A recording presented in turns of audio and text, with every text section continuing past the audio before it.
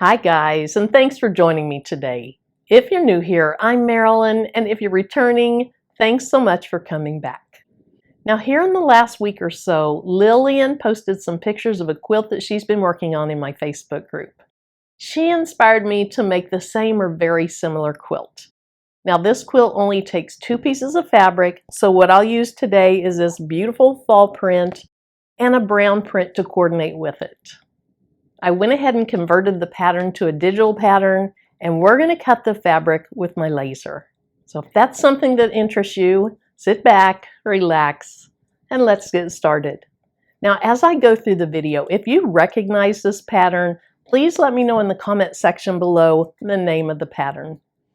The quilt blocks that I'm going to make today start with a 10.5-inch square piece of fabric. So I rough cut this piece to about 11 inches by 11 inches. And before I cut it with my CO2 laser, I want to press this. And I just use my heat press to do that. This is just basic cotton fabric.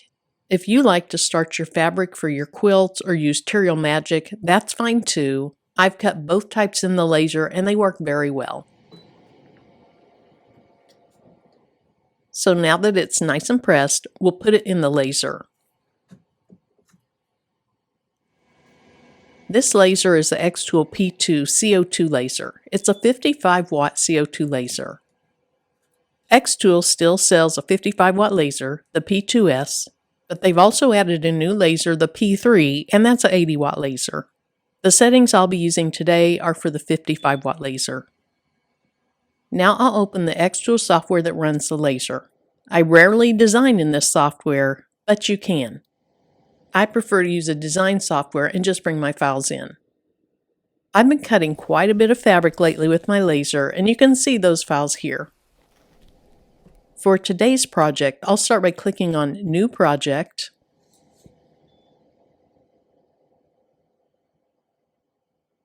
Then I'll go up here to the Add Image icon. Once I click on it, I can choose where to look for my file. My file's on my desktop, so that's where I'll look. It's this file right here, so I'll click on the file, and then I'll go to the bottom right and click on Open. You can see the cut lines in my design, but if I click off of it, they go away. You can just hover over it to have them show up again. I could have changed the design so that the different areas would be different colors, and that would have made it easier to see them, but this works for me.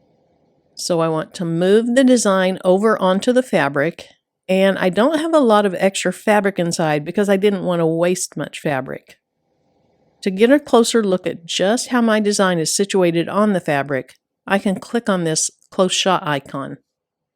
The P2 has 2 separate cameras. One main camera that sees the big picture of what's in the bed of the laser, and then a second camera that's attached to the laser head. When you use the close shot feature, that laser head moves to where you want the closer shot to be and takes a new view of your material. So I want to take a close-up shot in a few areas just to make sure my design isn't going off the side, the top, or the bottom of my fabric.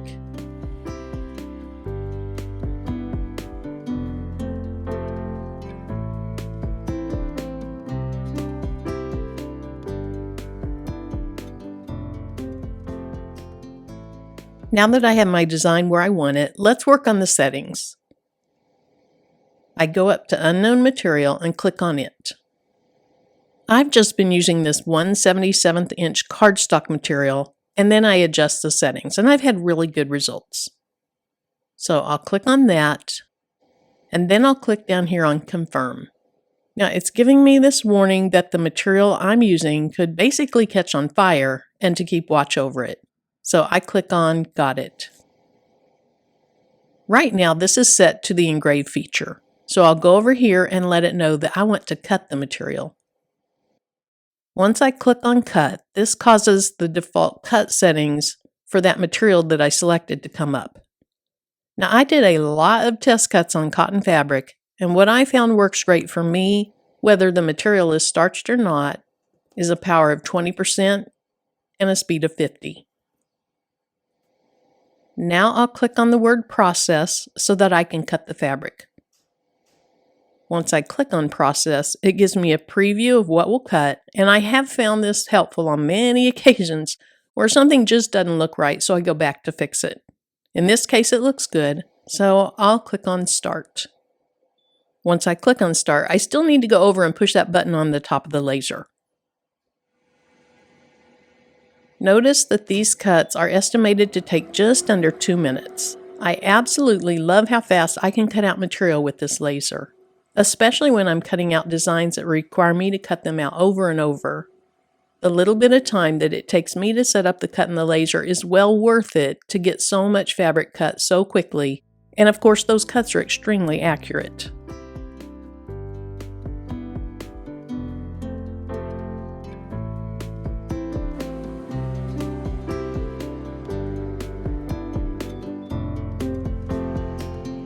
Let's open the lid and see the results.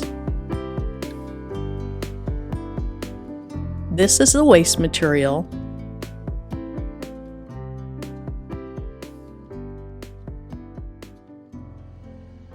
I'll give you a better look at all of it at the table, but look how nice this looks. The front and the back both look great. Now I'm going to go ahead and cut the brown fabric that's going to coordinate with this leaf fabric. I'm doing the exact same cut, so I'll probably just fast forward through most of it. Now on my computer in the software, I'm using that close shot feature again. And that's why the laser head is moving. It's going over to where I want it to take a picture, and it's taking that picture. Then it goes back to the home position. Now it looks good, so I'll send it to the laser.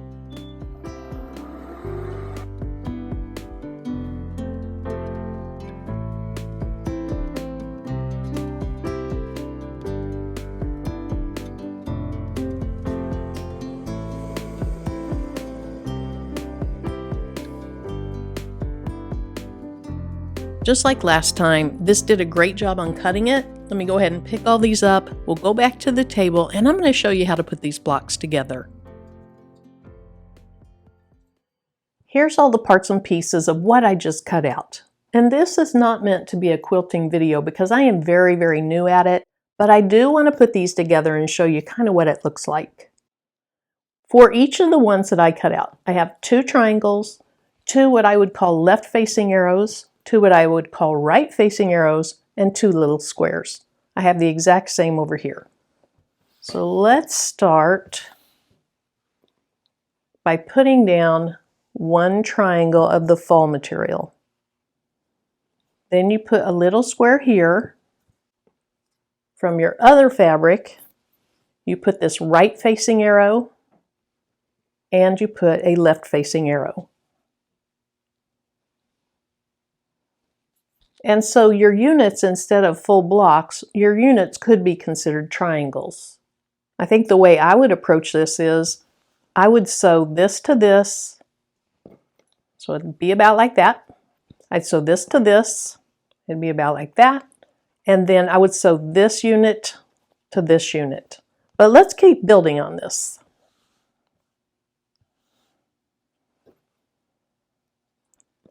I'm going to put the other little square there and the triangle. Let me move all this up because you can't really see it all. Then I would put the right facing arrow and the left facing arrow down. Now on these sides, you're going to start with your little brown square, add a triangle to it,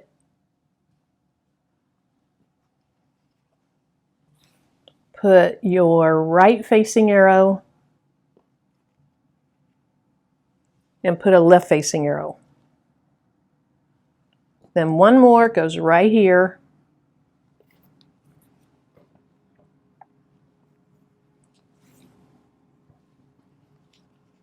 And when I get done with my 4 triangles, I'm going to have this one large quilt block. That is so cute. As I'm looking at it, I think that if I want to, I could do each triangle one by one and then sew all those together. But I think here's how I will approach it.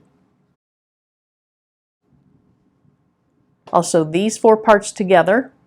I'll sew these 4 parts together, and then I'll attach this unit to that unit. Now I made some design boards just recently, and they are just under 12 by 12, so they're not quite big enough for this. It's time for me to make some that are a little bit larger. But I am going to go ahead and place this on here, and I'll place the other one on another design board, and this is just going to help me as I go.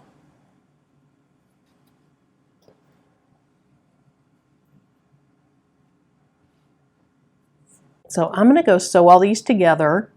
I'll be back and I'll show you what it looks like. And I'll probably go ahead and sew these together as well and attach them to this.